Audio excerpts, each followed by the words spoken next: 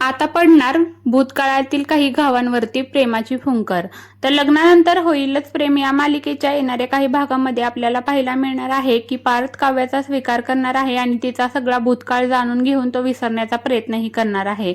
तर याविषयी आपण सविस्तर जाणून घेऊयात. तर झालं काम करत आपल्या बेडरूममध्ये लॅपटॉपवरती बसलेला असतो त्यावेळेस त्याच्या मनामध्ये काव्य आणि जीवाविषयी विचार येतात आणि तो परत एकदा काव्य आणि जीवाचे 16 डिसेंबरचे जे फोटो असतात तो ओपन करून बघत बसतो. त्यावेळेस त्याच्या मनात येतं की आज आपण काव्याचा सगळा भूतकाळ जाणून घेऊयात आणि हा जो काही विषय आहे तो एकदाचा इथे संपवून टाकूयात. कारण काव्या रोज मला मिळवण्यासाठी प्रयत्न करतायत, त्यांच्या डोळ्यामध्ये माझ्याविषयीचं प्रेम पण दिसतंय, पण त्या जीवाला खरंच विसरले आहेत का हे जाणून घेणंही माझ्यासाठी तेवढंच महत्वाचं आहे. असा विचार करून पार्थ हॉलमध्ये जातो. हॉलमध्ये काव्य अभ्यास करत बसलेली असते. त्यावेळेस तो तिथे जाऊन म्हणतो, काव्या मला तुमच्याशी बोलायचं आहे. तुम्ही काल म्हणला होतात की तुम्हाला मला काही सांगायचं आहे, ते तुमचा भूतकाळ होता, तो मला सगळं सांगून टाका, मी आज ऐकायला तयार आहे. जे काही तुमच्या भूतकाळात किंवा लग्ना अगोदर तुमच्या आयुष्यात जे काही घडलं होतं ते तुम्ही मला सांगा. मी पूर्ण माझी मनाची तयारी करून आलेलो आहे आणि मी ऐकायची ही तयारी माझी झालेली आहे. त्यावेळेस काव्या म्हणते की लग्ना अगोदर मी तर लग्नानंतर ही जीवाच्या पाठीमागे होते. हो, हे ऐकून ना पार्थला धक्का बसतो. लग्नानंतर काव्या जीवाच्या मागे होत्या आणि मला कळलं देखील नाही. त्यावेळेस काव्या उठून येते आणि म्हणते, हो पार्थ, मी लग्नानंतरही जीवाला मिळवण्याचा प्रयत्न केला होता आणि मी सगळं तुम्हाला आज सांगणार आहे. पण ना हे सगळं ऐकून घ्यायची तुमची तयारी असली पाहिजे आणि तुमचं मन घट्ट करून घ्या. कारण मी आज तुमच्यापासून माझ्या आयुष्यातील जे काही आहे ते काहीच लपवणार नाहीये. म्हणजे आपल्या नात्यामध्ये जो काही दुरावा निर्माण झाला आहे तो एकदाचा संपवून टाकूयात. आणि तुम्हाला जे वाटत असेल माझ्याविषयी की मी काहीतरी लपवते, तर तसं काहीच नाहीये. मला तुम्हाला सगळं सांगून टाकायचं आहे. ह्या अगोदर मी पण सांगण्याचा प्रयत्न केला होता, पण तुम्ही मला म्हणाला होता की मला तुमच्या भूतकाळाने काहीच फरक पडत नाही. त्यावेळेमुळे मी तेव्हा काहीच तुम्हाला सांगितलं नव्हतं, पण आता मी तुम्हाला सांगणार आहे. तर ह्याची सुरुवात झाली होती लग्नापासून. तुम्हाला तर माहिती आहे आपल्या लग्नात काय घडलं होतं.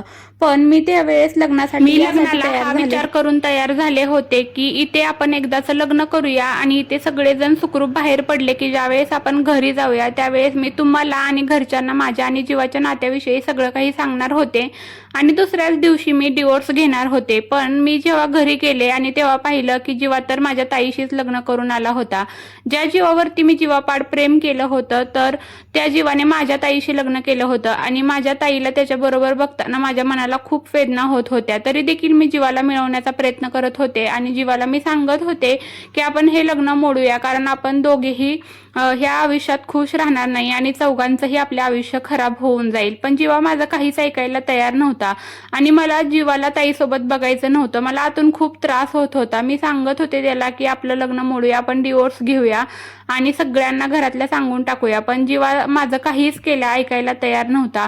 शेवटी मी तरी काय करणार होते. पण एका काळानंतर मला असं समजलं की जीवाला आता मी नको आहे, त्याचं नंदिनी ताईवरती प्रेम बसलेलं आहे. आणि ज्या वेळेस मला हे समजलं त्यावेळेस मला खूप राग आला होता आणि मी जीवाला ते बोलून देखील दाखवलं होतं. पण त्यावेळेस जीवाने देखील मला समजावण्याचा प्रयत्न केला होता, पण मी काही समजले नाही. कालांतराने मी तो विषय सोडून दिला आणि भूतकाळ विसरण्याचं ठरवलं. पण तुम्ही माझ्या आयुष्यात त्यावेळेस होता ज्यावेळेस मला तुमची गरज होती. तुम्ही माझ्यावरती प्रेम करत होता, रोज मला समजून घेत होता, मला काय हवं काय नको ते बघत होता आणि महत्वाचं म्हणजे माझा राग झेलत होता. आणि हे सगळं ज्यावेळेस मला रिअलाइज झालं त्यावेळेस मी माझ्याही नकळत हळूहळू तुमच्या प्रेमात कधी पडले हे मला काही समजलंच नाही. मला खूप दिवसापासून तुम्हाला सांगायचं होतं की माझं तुमच्यावरती किती जास्त प्रेम आहे, पण मी सांगू शकत नव्हते. शेवटी मी ठरवलं होतं की 16 डिसेंबरची जी पार्टी आहे ती झाल्याच्या नंतर मला तुम्हाला सगळं सांगायचं आहे. मी अगोदर देखील सांगण्याचा प्रयत्न केला होता, पण तेव्हा तुम्ही म्हणाले होते की मला तुमच्या पास्टने काही फरक पडत नाही, पण म्हणून मी तेव्हा तो विषय तिथे संपवला होता.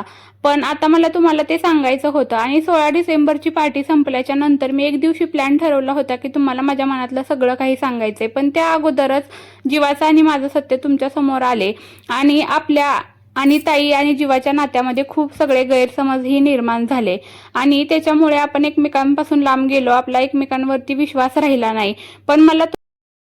पण मी माझ्या डोळ्यांनी बघितलं आहे की जीवाचं ताईवरती खूप प्रेम आहे आणि तेवढंच प्रेम माझं देखील तुमच्यावरती आहे. आता आमच्या दोघांच्याही मनात एकमेकांविषयी कोणतीच फिलिंग नाहीये.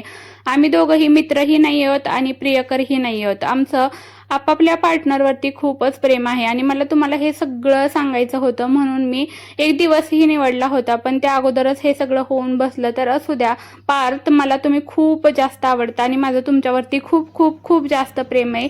हे सगळं काव्या पार्थला सांगते आणि हे ऐकून पार्थचं मन भरून येतं आणि तो म्हणतो, काव्या मला खरंच माफ करा, मी तुमचं मन नाही समजू शकलो. मी तुम्हाला समजून घ्यायला हवं होतं की तुमचं माझ्यावरती किती प्रेम आहे. तुमच्या डोळ्यांमध्ये मला ते दिसत होतं, पण यामध्ये माझा इगो आड येत होता आणि तुमचे आणि जीवाचे सगळे फोटो माझ्या डोळ्यांच्या समोर येत होते, त्याच्यामुळे मी तुम्हाला इग्नोर करत होतो. त्यावेळेस काव्या पार्थला म्हणते की असं बोलू नका पार्थ, मला तुमच्याकडून कोणतीही माफी नकोय. तुमच्या मनात जे काही होत होतं ते सगळं साहजिकच होतं. तुमचा यामध्ये काहीच दोष नाहीये. दोष जो होता तो माझा होता. तुम्ही कितीही नाही म्हणत असतानाही मला तुम्हाला सगळं सांगायला हवं होतं. मी काहीच तुमच्यापासून लपवून ठेवायला नको होतं. पण त्यावेळेस पार्थ म्हणतो, बस झालं काव्या, आता गप्प बसा. आपण आता ह्यापुढे हा विषय बोलायचा नाही. हे सगळं आता इथेच विसरून जायचं आणि आपल्या एका नवीन जीवनाची देखील आपण इथपासून सुरुवात